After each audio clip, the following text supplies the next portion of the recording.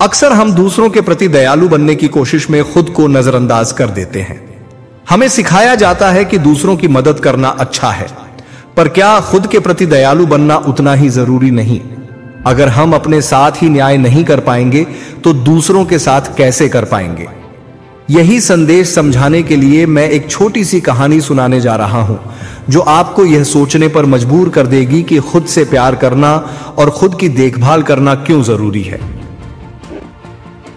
रवि एक साधारण युवक था जो हमेशा दूसरों की मदद करने के लिए तैयार रहता था।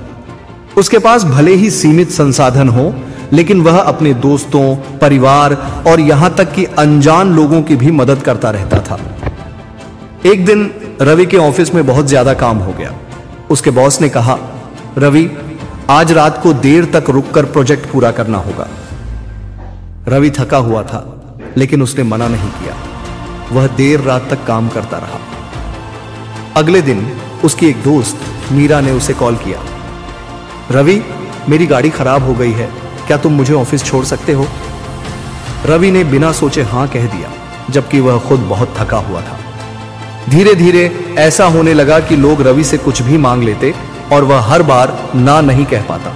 उसे यह लगने लगा कि अगर वह किसी की मदद करने से मना करेगा तो लोग उसे स्वार्थी समझेंगे। एक दिन रवि बहुत बीमार पड़ गया। उसे तेज बुखार था, लेकिन फिर भी उसने अपने दोस्त को एयरपोर्ट छोड़ने जाने का वादा कर लिया था।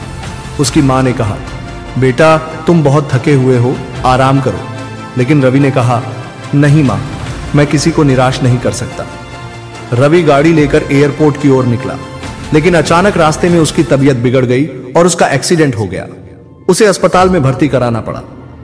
जब वह अस्पताल में था तो उसने उन सभी लोगों को फोन किया जिनकी वह हमेशा मदद करता था, लेकिन किसी ने भी फोन नहीं उठाया। किसी ने कहा, यार मैं बिजी हूं, तो किसी ने कहा, मुझे तुम्हारे लिए टाइम निकालना मुश्किल लग रहा है। उस समय रवि को एहसास हुआ कि उसने हमेशा दूसरों को प्राथमिकता दी, लेकिन किसी ने उसे प्राथमिकता नहीं दी। उसने दूसरों के लिए अपनी खुशियां, सेहत और समय कुर्बान किया, लेकिन जब उसे जरूरत पड़ी तो कोई उसके साथ नहीं था।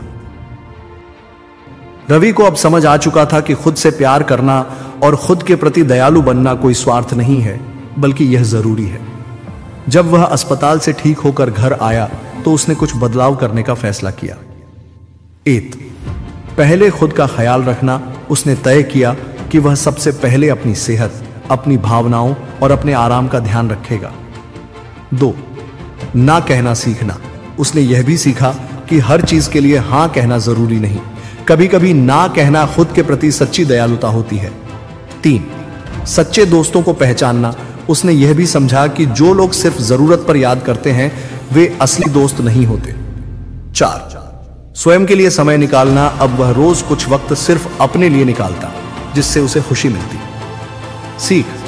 इस कहानी से हमें यह सीख मिलती है कि खुद के प्रति दयालु बनना सबसे पहले आना चाहिए। जब हम खुद खुश रहेंगे, स्वस्थ रहेंगे और मानसिक रूप से संतुलित रहेंगे, तभी हम दूसरों की सच्चे मन से मदद कर पाएंगे। अगर हम हमेशा दूसरों के बारे में ही सोचते रहेंगे और खुद को भूल जाएंगे तो अंत में हम अकेले और थके हुए रह जाएंगे। इसलिए खुद की भावनाओं, जरूरतों और इच्छाओं का सम्मान करें। याद रखें, अगर आप खुद के प्रति दयालु नहीं हैं तो धीरे धीरे आपकी ऊर्जा खत्म हो जाएगी। ना कहना गलत नहीं है, जब तक कि वह आपको मानसिक शांति और खुशी दे। खुद से प्यार करना और अपनी देखभाल करना स्वार्थ नहीं, बल्कि यह जरूरी है। इसलिए दूसरों के लिए जलने वाला दिया बनने के बजाय पहले खुद के लिए रोशनी बने, क्योंकि जब आप खुद से प्यार करेंगे तभी दुनिया भी आपको सच्चे दिल से अपनाएगी। अगर आप इस वीडियो को देखते हुए यहां तक पहुंचे हैं तो इसका मतलब यह है कि आप सच में कुछ करना चाहते हैं। हम जानते हैं कि आप बहुत उम्मीदों के साथ इस वीडियो पर क्लिक किए होंगे और हमें पूरी उम्मीद है कि आपको इस वीडियो से कुछ ना कुछ जरूर सीखने को मिला होगा। दोस्तों, यह वीडियो यहीं पर खत्म करते हैं। अगली बार फिर मिलते हैं एक नए वीडियो के साथ। तब तक के लिए धन्यवाद।